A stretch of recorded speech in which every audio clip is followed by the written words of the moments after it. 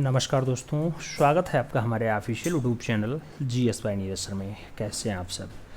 मैं आशा करता हूँ स्वस्थ होंगे, मस्त होंगे और आप सभी लोग अपनी तैयारी में पूरी ईमानदारी के साथ व्यस्त होंगे।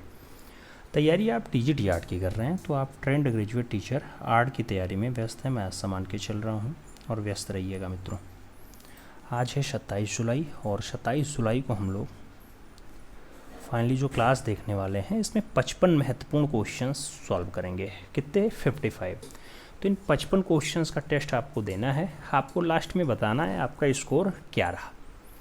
हमें उम्मीद है आप लोग बेल आइकन भी प्रेस किए होंगे और चैनल सब्सक्राइब भी किए होंगे। वीडियो पसंद आएगा तो आप लाइक भी कर सकते हैं, उसमें कोई एक्स्ट्रा चार्ज आपका नहीं कटेगा। आइए क्लास स्टार्ट करते हैं मित्रों। क्लास TGT आर्ट स्पेशल रहने वाली है तो आराम से पेन पेपर उठा के बैठिएगा, नोट डाउन करने का भी जतन करिएगा। पहला क्वेश्चन आपसे है जीवन का आनंद। ये किसका चित्र है? नाम रेम्ब्रांट का आया, हेनरी मैथ्यूस का आया, गोया और पिसारो का नाम दिया गया। जीवन का आनंद जैसी रचना के बारे में आपसे पूछा जा रहा है, किसकी रचना है? तो मित्रों ये जीवन का आनंद जो रचना आएगी ये हेनरी मैथ्यूस की रचना आएगी। तो राइट आंसर आप सी के साथ लगाना, सी इज़ द राइट आंसर बनाना। अगला क्वेश्चन 62 नंबर आएगा। किस अकबरी चित्रकार ने दैनिक लोक जीवन से संबंधित विषयों का अंकन किया? नाम दिया गया मीर सैयद अली का, दसवंत का, अबू शमद का और बशामन का नाम आपके स्क्रीन पे है। किस अकबरी चित्रकार ने दैनिक लोक जीवन से संबंधित विषयों का अंकन किया है?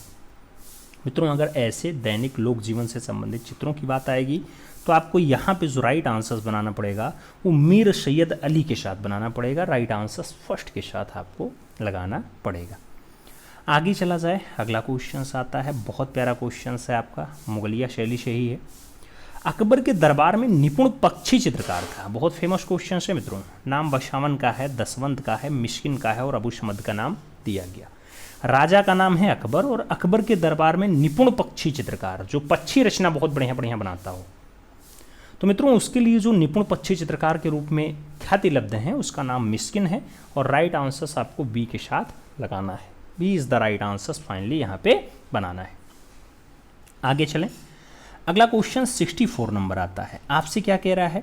नेफरतिति मूर्ति का जो सिर है वो किस संग्रहालय में सुरक्षित है? नाम ब्रिटिश म्यूजियम UK का है, लॉस एंजल्स म्यूजियम USA का है, लिब्रू म्यूजियम फ्रांस का है और बर्लिन म्यूजियम जर्मनी का नाम दे दिया गया। आपसे कह रहा है नेफरतिति मूर्ति का जो सिर है वो कौन से संग्रहालय में सुरक्षित है? तो सही जवाब जो है वो बर्लिन म्यूजियम जर्मनी बनेगा।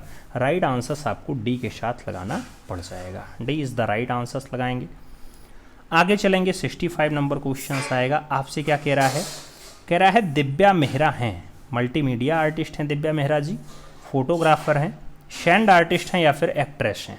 आपको बताना है दिव्या मेहरा की प्रसिद्धि किस रूप में है। तो मित्रों आप जो है चित्रकार पढ़ रहे हैं, चित्रकार यानी आप किससे संबंधित क्वेश्चंस ज़्यादा सॉल्व करते हैं? चित्रकार से।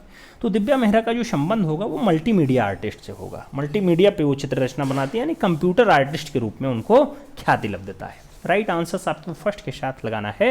ए इज़ द राइट आंसर यहाँ पे बना लेना है। आगे चलें, 66 नंबर क्वेश्चन आता है। किसने कहा था कि ईसा सबसे महान चित्रकार थे? महात्मा गांधी ने भी ईसा को श्रेष्ठ कलाकार माना है। नाम पिकासो का आया, माइकल एंजेलो का आया, वान गो का आया और ड्यूरर का नाम दे दिया गया। किसने कहा था कि ईसा सबसे महान चित्रकार है? अब ईसा सबसे महान चित्रकार हैं ये कथन वान गो का है, तो आपको राइट आंसर वान गो देना पड़ेगा। B is the right answer लगाना पड़ जाएगा। आगे चलें, अगला क्वेश्चन 67 नंबर आएगा। क्या कह रहा है मित्रों आपसे? कह रहा है मनुष्य निर्मित सर्वाधिक प्राचीन स्थापत्य the Venus of Willendorf. The Venus of Willendorf जो विलेंडोर्फ की सौंदर्य देवी है ये कहाँ से प्राप्त होती है? आपसे पूछा गया। तो नाम भारत का है, दक्षिणी ऑस्ट्रिया का है, चीन और मिस्र का नाम दिया गया। आपसे कह रहा है मनुष्य निर्मित सर्वाधिक स्थापत्य है मित्रों द वीनस ऑफ विलेंडोर्फ। आपसे पूछा गया कहाँ से प्राप्त है। अगर प्राप्ति की बात आती है दक्षिणी ऑस्ट्रिया सही जवाब बनता है। राइट आंसर जो लगेगा उसी के साथ लगेगा, तो आप सी के साथ सही जवाब लगा लेना। सी इज़ द राइट आंसर बना लेना। आगे चलें, अगला क्वेश्चन 68 नंबर आएगा। आपसे क्या कह रहा है? आपसे कह रहा है देशभक्ति पूर्ण गीत मिले सुर मेरा तुम्हारा जो 1998 ईस्वी में भारतीय टेलीविजन पर प्रसारित किया गया था ये किसने रचा था? मिले सुर मेरा तुम्हारा जो मित्रों गीत है, क्या ये कैंसर रोगी संघ के द्वारा स्टार्ट किया गया था, क्या राष्ट्रीय साक्षरता मिशन के द्वारा शुरू किया गया था, इंडियन आर्मी के द्वारा शुरू किया गया, या फिर मिस्र के द्वारा जो है इसे स्टार्ट किया गया। मिले सुर मेरा तुम्हारा जो 1998 में गीत आता है, इस गीत को स्टार्ट करने का जो काम रहता है मित्रों वो राष्ट्रीय साक्षरता मिशन के थ्रू किया जाता है। तो राइट आंसर राष्ट्रीय साक्षरता मिशन लगाइएगा, सी इज द राइट आंसर बना लीजिएगा। आगे चलें, अगला क्वेश्चन 69 नंबर आएगा। पूछा गया पिकासो का जन्म हुआ था, नाम स्पेन का है, इंग्लैंड का है, इटली का है, फ्रांस का है। पिकासो का जन्म कहाँ हुआ मित्रों? तो पिकासो के जब जन्म की बात आएगी तो आपको राइट आंसर स्पेन के साथ देना पड़ेगा और वो सही जवाब आपका स्पेन ही बनेगा। First is the right answer लगाना पड़ेगा। अगला क्वेश्चन 70 नंबर आएगा। पूछा जा रहा है चर्चित टेलीविजन सीरियल है रामायण। रामायण के निर्माता थे वाल्मीकि थे, तुलसीदास थे, रामानंद सागर थे या फिर रैदास थे। ये टेलीविजन सीरियल वाला रामायण पूछा जा रहा है, याद रखना। तो इसमें आपको कोई कंफ्यूजन नहीं होनी चाहिए। जो सबसे ज़्यादा धारावाहिक प्रसारित होने वाला कार्यक्रम था वो रामायण था और रामायण सीरियल के जो फाइनली निर्देशक रहे हैं, निर्माता रहे हैं, वो रामानंद सागर जी रहे हैं। तो राइट आंसर आप डी के साथ नहीं बी के साथ लगाना, B is the right answer बनेगा। आगे चलेंगे, 71 नंबर क्वेश्चन आ रहा है। आपसे क्या कह रहा है? आपसे कह रहा है ईरान के कला केंद्र सिराज की तुलना किस शहर से की जाती है? नाम जौनपुर का है, फतेहपुर सीकरी का है, आगरा और दिल्ली का नाम दिया गया। ईरान के कला केंद्र सिराज की जो तुलना है मित्रों वो किससे की जाती है? तो जौनपुर से की जाती है। वही जौनपुर जिसे भारत का सिराज हिंद कहा जा रहा है, वही जौनपुर जहाँ पे अटाला मस्जिद स्थित है, वही जौनपुर जो आपके कौन सी नदी के किनारे है मित्रों? याद रखना, जो राजधानी में नदी बहती है, जो पीलीभीत से निकलती है नदी, नाम बताओ जल्दी से कमेंट बॉक्स में। अगले क्वेश्चंस पे चलेंगे, 72 नंबर क्वेश्चंस आएगा। 72 नंबर क्वेश्चंस आएगा। आपसे क्या कह रहा है? एक उपन्यास का नाम दिया गया लास्ट फॉर लाइफ। आपसे कह रहा है एक उपन्यास है लास्ट फॉर लाइफ। ये लास्ट फॉर लाइफ जो कि वैन गॉग के जीवन पर आधारित है। इसके लेखक हैं आनंद कैटिस कुमार स्वामी हैं, सतीश चंद्रा हैं, इरविंग स्टोन हैं या फिर थियो हैं। आपसे लास्ट फॉर लाइफ की बात कर रहा है और लास्ट फॉर लाइफ की अगर हम बात करते हैं मित्रों तो सही जवाब इरविंग स्टोन है। सही जवाब सी के साथ बनेंगे, सी इज द राइट आंसर्स लगेगा। अगला क्वेश्चन 73 नंबर आएगा। 73 नंबर क्वेश्चन से आपसे कह रहा है ब्रिटिश म्यूजियम में सुरक्षित प्रसिद्ध कलाकृति चक्का फेंकने वाला। चक्का फेंकने वाले का कलाकार कौन है? नाम पॉलीक्लिंटस का है, रैफेल का है, रूवेंस का है और मायरान का दे दिया गया। चक्का फेंकने वाला की अगर बात आती है तो चक्का फेंकने वाला जो रचना होगी ये मायरान की होगी। राइट आंसर आप डी के साथ लगाना, D is the right answer बनाना। अगला क्वेश्चन 74 नंबर क्या कह रहा है आपसे? जस्ते की चादर का प्रयोग किस तकनीकी में होता है? नाम लिनोकट का है, एचिंग का है, लिथियोप्रिंट का है और इंग्रेविंग का नाम दे दिया गया। जस्ते की चादर का जो प्रयोग है वो कौन सी तकनीकी में होता है मित्रों? तो जस्ते की चादर का जो उपयोग है वो एचिंग में किया जाता है, एचिंग टेक्निक। सही जवाब आपका सी के साथ लगाना है, सी इज द राइट आंसर बनेगा मित्रों। अगला क्वेश्चन 75 नंबर आएगा। आपसे क्या कह रहा है? पेरिस का निर्णय। पेरिस का निर्णय का कलाकार कौन था? आपसे पूछा गया डाली हैं, मोंक हैं, रूवेंस हैं, पिकासो। पेरिस का निर्णय कलाकार कौन है आपको बताना है। अगर पेरिस के निर्णय की हम बात करते हैं तो रूवेंस की रचना है। आप राइट आंसर रूवेंस के साथ देना, V is the right answer लगाना। अगला क्वेश्चन हम 76 नंबर सॉल्व करेंगे। आपसे कह रहा है आलेख कहते हैं सुलेख को, चित्रण को, अभिलेख को या फिर व्याख्यान को। आलेख कहते हैं किसे कहते हैं? तो आलेख की अगर बात आएगी तो चित्रण को हम आलेख कहते हैं। राइट आंसर हम सी के साथ लगाएंगे, सी इज द राइट आंसर बनेगा। अगला क्वेश्चन हमारा 77 नंबर आएगा। कौन सा नंबर? 77। कह रहा है म्यूरल चित्रण, ईजल चित्रण और लघु चित्रण के विभाजन जो है उसका आधार क्या है? तो नाम दिया गया साइज आकार है, तकनीकी है, शैली है या फिर धरातल है। लघु चित्रण है, ईजल चित्रण है, म्यूरल चित्रण है, इनके जो विभाजन है इनको अलग करते हैं वो किस आधार पे करते हैं? तो मित्रों ये साइज आकार पे करते हैं, इसलिए जो राइट आंसर्स लगाना वो फर्स्ट के साथ लगाना, ए इज द राइट आंसर्स बनाना। अगला क्वेश्चन 78 नंबर आएगा। आपसे कह रहा है किसी कलाकृति में विषय की पहचान कैसे की जाती है? संयोजन से, क्रिया व्यापार से, सभी अंगों को मिला करके या फिर उनमें से कोई नहीं। कोई भी कलाकृति है उसमें जो विषय है, विषय की पहचान आप कैसे कर पाएंगे? तो उसमें जो विषय आप पहचानेंगे मित्रों वो सभी अंगों को आप मिला करके देखेंगे, विषय अपने आप पहचान में आ जाएगा। राइट आंसर सी के साथ बनेगा, सी इज द राइट आंसर लगाएंगे। अगला क्वेश्चन आपका 79 नंबर आ रहा है। क्या कह रहा है?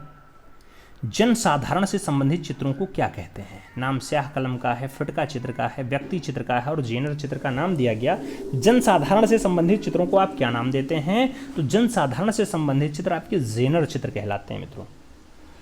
राइट आंसर्स डी के साथ लगाओ, D is the right answers बनाओ। अगला क्वेश्चन 80 नंबर आएगा। परिभाषित दृष्टि से द्विआयामी है। नाम बिंदु का है, रेखा का है, धरातल का है और अंतराल का है।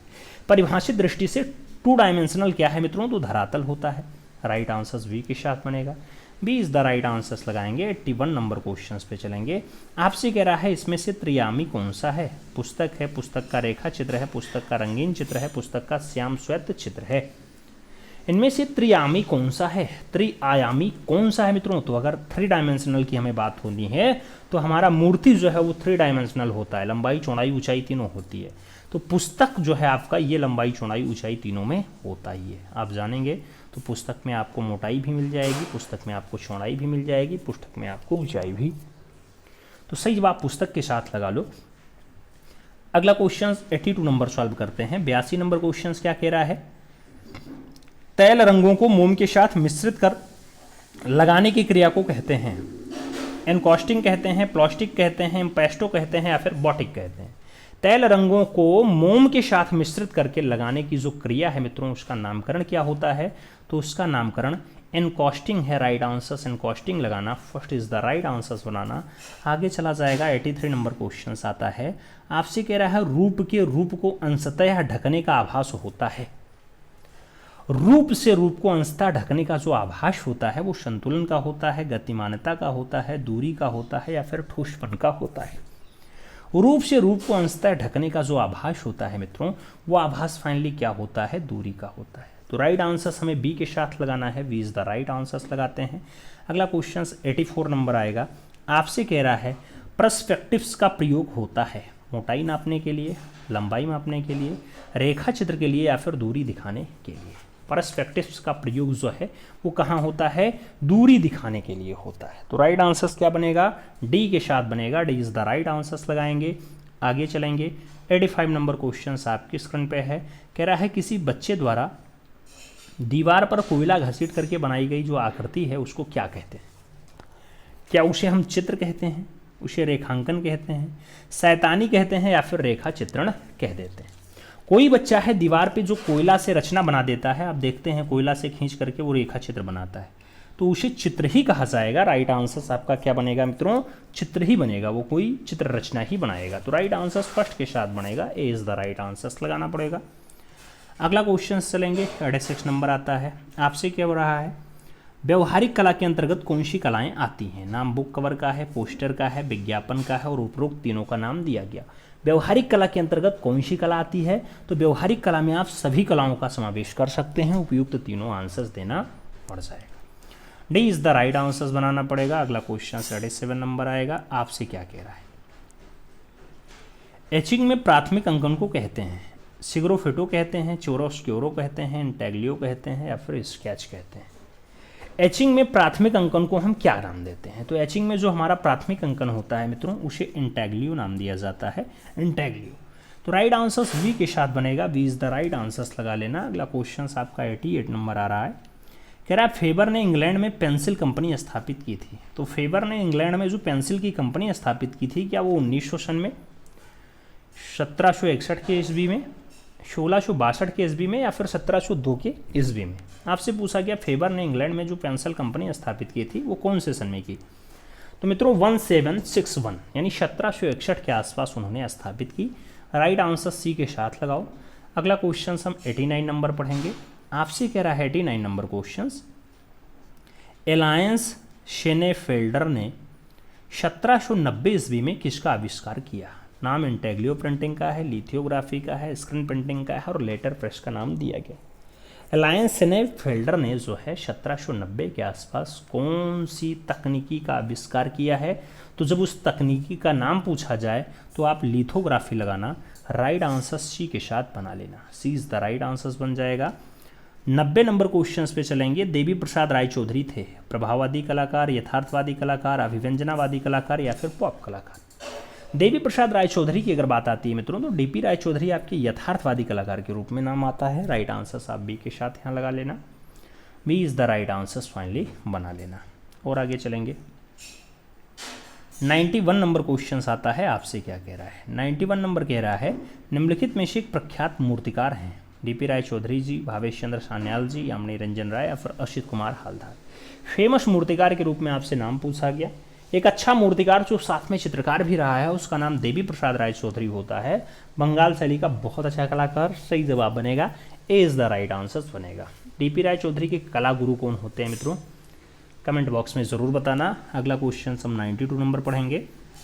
अब्दुल रहमान चगुतई की प्रसिद्धि कृति है, नाम नक्काश चगुतई का है, मुरक्का चगुतई का है, ए और बी दोनों का है या फिर उनमें से कोई नहीं। आपसे अब्दुल रहमान चगुतई की प्रसिद्ध कृति के बारे में पूछा गया तो ए आर चगुतई की जो फेमस कृति है मित्रों नक्काश चगुतई भी है और मुरक्का चगुतई भी है, इसलिए आपको राइट आंसर यहाँ सी के साथ देना है, सी इज़ द राइट आंसर लगाना है। अगला क्वेश्चन हम 93 नंबर पे चलेंगे। 93 नंबर कह रहा है बंगाल शैली के वैष्णो चित्रकार थे छतीन्द्रनाथ मजूमदार, नंदलाल बोस, डीपी राय चौधरी, अवनींद्रनाथ टैगोर। बंगाल शैली के वैष्णो चित्रकार थे मित्रों, आपसे पूछा गया तो बंगाल शैली के जो वैष्णो चित्रकार हैं वो छतीन्द्र बाबू हैं यानी छतीन्द्रनाथ मजूमदार हैं। राइट आंसर से के साथ लगाओ, ए इज़ द राइट आंसर्स बनाओ। आगे चला जाए तो अपना 94 नंबर क्वेश्चन आपके स्क्रीन पे है।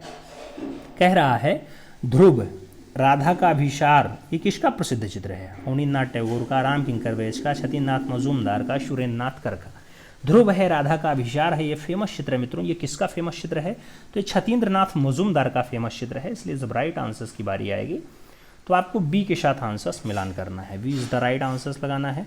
95 नंबर क्वेश्चन पे चलेंगे तो आपसे कह रहा है सबसे प्राचीन चित्रित गुफा है, नाम दिया गया भीमबेटका का, बेल्लारी का, मिर्जापुर का और पंचमढ़ी का।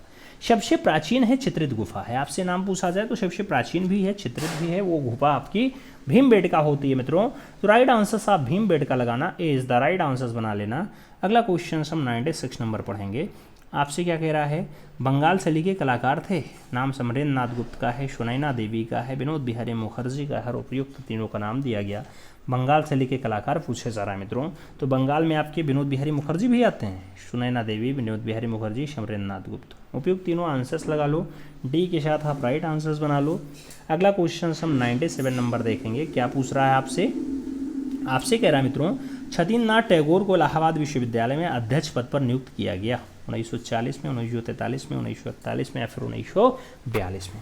छतीन्द्र बाबू जो है इलाहाबाद विश्वविद्यालय में अध्यक्ष कब बनते हैं तो मित्रों जब छतीन्द्र बाबू के अध्यक्ष बनने की बात आएगी तो उस टाइम 1942 का सन होगा यानी 1942 का सन होगा।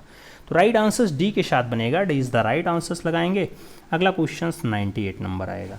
आपसे पूछा जा रहा है वृद्धावस्था में चित्रांकन आरंभ किया, अवनींद्रनाथ टैगोर ने, गगनेन्द्रनाथ टैगोर ने, रविन्द्रनाथ टैगोर ने या फिर अमृता शेरगिल ने। वृद्धावस्था में चित्रांकन किसने आरंभ किया मित्रों, जब वृद्धावस्था में चित्रांकन की बात आए तो सही जवाब जो लगाना वो 67-68 वर्ष की आयु में फाइनली चित्रकला की ओर आते हैं, तो वही उनका वृद्धावस्था नाम हो गया कि वृद्धावस्था में वो चित्रकारिता शुरू किए। नाम होता है बाबा रविंद्रनाथ टैगोर, जिन्हें लोग आप जानते होंगे कि कविंद्र रविन्द्रनाथ टैगोर कहते हैं, बाबा रविन्द्रनाथ टैगोर कहते हैं, दार्शनिक रविन्द्रनाथ टैगोर कहते हैं, और आप जानते हैं ये एशिया के पहले व्यक्ति हैं जिन्हें 1913 में नोबेल पुरस्कार मिल जाता है, 1913 में नोबेल पुरस्कार मिल जाता है। तो सही जवाब सी के साथ लगाओ। अगला क्वेश्चन 99 नंबर सॉल्व होगा। पूछा गया रविन्द्रनाथ टैगोर पर किस कलाकार का प्रभाव था, नाम क्ली का है, पिकासो का है, एडवर्ड मुंक का है और इनमें से कोई नहीं का नाम दिया गया। रविन्द्रनाथ टैगोर पे कौन से कलाकार का प्रभाव था मित्रों, तो कलाकार का जो प्रभाव होगा वो क्ली का होगा। राइट आंसर आप फर्स्ट के साथ लगा लो, A is the right answers लगा लो। 100 नंबर क्वेश्चन आएगा। इंडियन प्रेस इलाहाबाद के मालिक श्री हरिकेशव घोष ने छतीन्द्रनाथ के किस चित्रों को प्रकाशित किया था, नाम दिया गया राधाभिसार छापे थे, बालक ध्रुव छापे थे, गीत गोविंद छापे थे या फिर चैतन्य का गृहत्याग छापा जाता था। इंडियन प्रेस इलाहाबाद के मालिक हैं हरिकेशव घोष ने छतीन्द्र बाबू के कौन से चित्र को छापा था मित्रों, तो ये गीत गोविंद वाली रचना को छापे थे। सही जवाब आप बी के साथ लगा लो, B is the right answers बना लो। आगे चला जाए तो अपना 101 नंबर क्वेश्चन आपकी स्क्रीन पे है। कह रहा है चैतन्य प्रभु का जन्म हुआ था बंगाल के नादिया जिले में, उत्तर प्रदेश के गोरखपुर में, बिहार के बस्तर में या फिर तमिलनाडु के मदुरा में।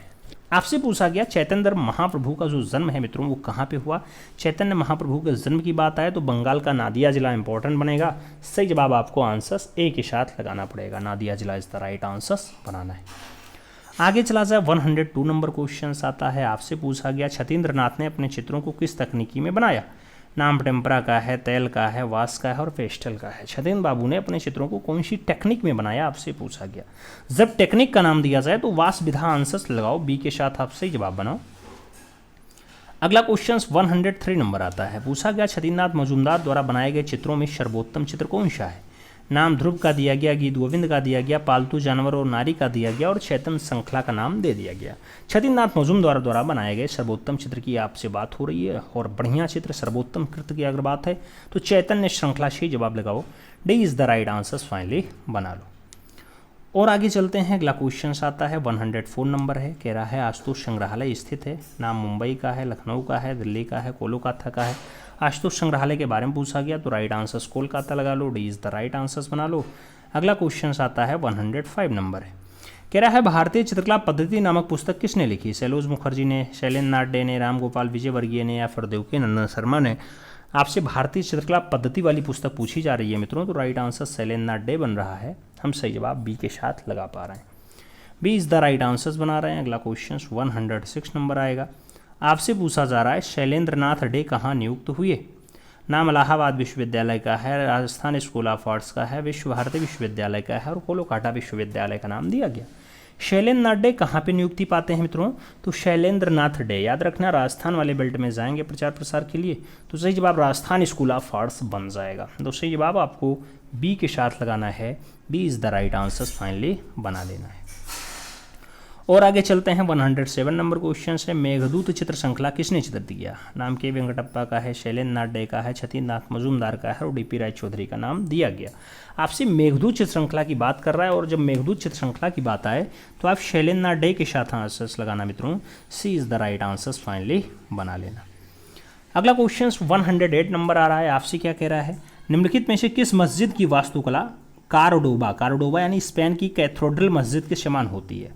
तो क्या वो जामी मस्जिद गुलबर्गा वाली है, जामी मस्जिद बीदर वाली है, जामी मस्जिद दौलताबाद वाली है या फिर जामी मस्जिद अहमदाबाद वाली है। आपसे कह रहा है कैथेड्रल मस्जिद के समान है। स्पेन की कैथेड्रल मस्जिद के समान कहाँ का डाटा है मित्रों, तो आप देखेंगे तो जामी मस्जिद गुलबर्गा वाला है, उसका सेम है। तो सही जवाब आप फर्स्ट के साथ लगाना, इज द राइट आंसर्स बना लेना।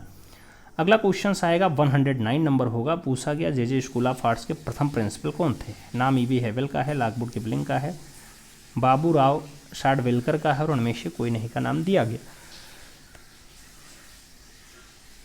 जे स्कूल ऑफ आर्ट्स के जो पहले प्रिंसिपल साहब बनते हैं उनका नाम होता है लॉकवुड किपलिंग।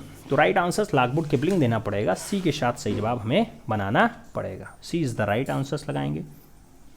आगे चलेंगे, अगला क्वेश्चन 111 नंबर आ रहा है, कह रहा है the book of measurement, the book of measurement और the book of human proportion ये किस कलाकार द्वारा लिखित ग्रंथ है। नाम लियोनार्डो दा विंची का है, शोवल रोनला का है, नाम एडवर्ड ड्यूरर का है, नाम लियोन एलवर्ती का भी दे दिया गया। द बुक ऑफ मेजरमेंट की बात हो रही है, the book of human proportion की बात हो रही है मित्रों। अगर ऐसी बुकों का नाम पूछा जाए तो अल्बर्ट ड्यूरर के साथ आंसर्स लगाना, क्योंकि ऐसी बुक के राइटर्स जो हैं वो अल्बर्ट ड्यूरर हैं। तो राइट आंसर्स वी के साथ बैठेगा, V is the right answers लगाना है। अगला क्वेश्चन 111 नंबर आता है, कह रहा है राज्य ललित अकेदमी लखनऊ के सचिव हैं मित्रों। जब बुक छपी है उस टाइम के सचिव पूछे जा रहे हैं, वर्तमान में जब आएगा तो हम बताएंगे कौन है जब पेपर नज़दीक आएगा। श्री अजय जेटली हैं, मोहम्मद शकील हैं, मुकेश कुमार गुप्ता हैं, उमेश दीक्षित का नाम दिया गया। राज्य ललित अकेडमी लखनऊ के पूछा गया है सचिव कौन है, तो मुकेश कुमार गुप्ता उस टाइम थे। सही जवाब बी के साथ लगाना, B is the right answers बना लेना। आपसे कह रहा है अप्सरा नामक चित्र जो अजंता की है वो अजंता की कौन से नंबर गुफा में चित्रित है। नाम गुफा संख्या 10 का है, 17 का है, 1 का है और 18 का नाम दिया गया। आपसे अप्सरा नामक चित्र की बात हो रही है। अप्सरा नामक चित्र की अगर बात करते हैं तो सही जवाब क्या बनता है। अप्सरा नामक चित्र रचना जो है वो गुफा संख्या 17 में है, तो सही जवाब सी के साथ बनेगा, सी इज़ द राइट आंसर बनाना पड़ेगा। आगे चलेंगे, अगला क्वेश्चन 113 नंबर आएगा। पूछा गया चित्तनवासल गुफा किस धर्म का मंदिर है। नाम हिंदू का है, जैन का है, बौद्ध का है, वैष्णव का है। आपसे चित्तनवासल गुफा के बारे में पूछा गया कौन से धर्म से, तो आप जानते हैं चित्तनवासल का शाब्दिक अर्थ ही बनता है जैन सिद्धों का निवास स्थल। अब जैन सिद्धों का निवास स्थल है तो वो जैन धर्म से ही संबंधित मंदिर होगा। तो राइट आंसर्स आपको सी के साथ लगाना पड़ेगा, सी इज़ द राइट आंसर्स बनाना पड़ेगा। आगे चला जाएगा 114 नंबर क्वेश्चन आता है। पूछा गया एलोरा की गुफा किस राज्य में स्थित है? नाम आंध्र प्रदेश का है, मध्य प्रदेश का है, महाराष्ट्र है और बिहार का नाम दिया गया। एलोरा की गुफाएं कौन से राज्य में लोकेटेड हैं, आपसे पूछा गया। अब जब एलोरा की गुफा राज्य के बारे में पूछे तो आप महाराष्ट्र लगाना, जो भारत देश की आर्थिक राजधानी है। तो सही जवाब आप बी के साथ बनाना, B is the right answers बनेगा। और आगे बढ़ेंगे तो अगला क्वेश्चन अपना 115 नंबर आएगा। पूछा गया एनिमेशन को सजीव बनाने के लिए कितने चित्र प्रति सेकंड रिकॉर्ड किए जाते हैं? 26, 28, 24 या फिर 22? एनिमेशन को अगर सजीव बनाना है मित्रों तो उसके लिए कितने 24, 26, 28, 22 क्या है मित्रों? ये क्वेश्चन थोड़ा सा विवादित होता है। कई बार 24 आंसर्स बना, कई बार 22 आंसर्स बना, कई बार 28 आंसर्स बना, इसलिए थोड़ी सी दुविधा है इस क्वेश्चन में। तो ऐसे क्वेश्चन अगर ना आए तो ज़्यादा बढ़िया है, परीक्षा हाल में भी ना आए तो ज़्यादा बढ़िया है, नहीं तो जैसे राइटर वैसे आंसर्स बदल जाते हैं और इसीलिए लोगों का सिलेक्शन रुक जाता है। कई बार आयोग किसी दूसरे राइटर के अकॉर्डिंग प्रेफरेंस दे देता है कि इनके अकॉर्डिंग आंसर सही, कभी किसी दूसरे के अकॉर्डिंग दे देता है, तो ये थोड़ी सी दुविधा का विषय हो जाता है। इसलिए अगर ऐसे क्वेश्चंस जो विवादित क्वेश्चंस हैं उनसे बचा जाए तो ज़्यादा बढ़िया रहेगा। हमें उम्मीद है कि एनिमेशन वाले क्वेश्चंस समझ में आपके आए होंगे। फाइनली आज की ये क्लास 55 क्वेश्चंस की क्लास थी, आपकी कंप्लीट होती है। मैं थोड़ा आउट ऑफ स्टेशन हूँ इस टाइम, इसलिए लाइव क्लास नहीं हो पा रही है, ना मैं आपको फेस टू फेस मिल पा रहा हूँ, तो इसके लिए थोड़ा सा माफ़ी चाहेंगे। बहुत जल्द आपकी लाइव क्लास भी होंगी। मिलते हैं क्षण में, तब तक के लिए दिल से सल्यूट। जय हिंद।